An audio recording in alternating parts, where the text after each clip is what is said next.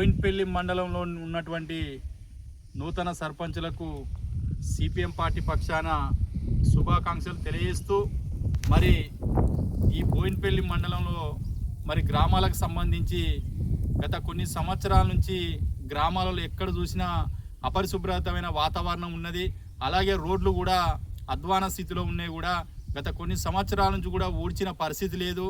ఎందుకంటే ఊళ్ళకి వస్తే దుమ్ము ధూళి డస్ట్తో మరి అక్కడున్న ప్రజానీకం కావచ్చు, బయట నుంచి వచ్చే ప్రజానీకం కావచ్చు తీవ్ర ఇబ్బందులు ఎదుర్కొంటున్న సందర్భంలో మరి నూతనంగా ఎన్నికైనటువంటి సర్పంచులకు సిపిఎం పార్టీ పక్షాన విజ్ఞప్తి చేయడం ఒకటే. మరి గ్రామంలో ఉన్నటువంటి వాడల్లో దళిత వాడలు కావచ్చు, మిగతా వాడలో కావచ్చు మరి ఊడ్చే కార్యక్రమాన్ని చేపట్టాలని చెప్పి సందర్భంగా జిల్లా మండల సిపిఎం పార్టీ పక్షాన నూతన పాలక వర్గానికి, వార్డు సభ్యులకు, ఉప సర్పంచులకు, సర్పంచులకు సిపిఎం పార్టీ పక్షాన విజ్ఞప్తి చేయడం జరుగుతుంది.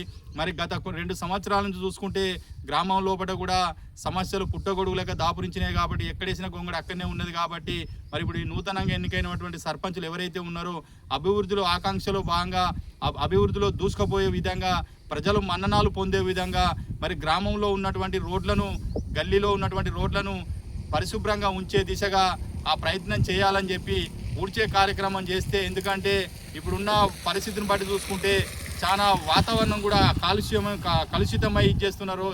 సందర్భంలో సామాన్య ప్రజానీకాన్ని కూడా దీర్ఘకాలిక శ్వాస వ్యాధులు కావచ్చు ఏదైనా కానీ గ్రామం పరిశుభ్రంగా ఉంటేనే మనం పరిశుభ్రంగా ఉంటాం. కాబట్టి ఆ దిశగా సర్పంచులు ఖచ్చితంగా ఆ దిశగా ఫాలోయింగ్ కావాలని చెప్పి గ్రామంలో ఉన్నటువంటి రోడ్లను పరిశుభ్ర వాతావరణంలో ఉంచాలని చెప్పి సిపిఎం పార్టీ పక్షాన నూతనంగా గెలిచినటువంటి గ్రామాల సర్పంచులకు మండల సిపిఎం పార్టీ పక్షాన విజ్ఞప్తి చేయడం జరుగుతుంది.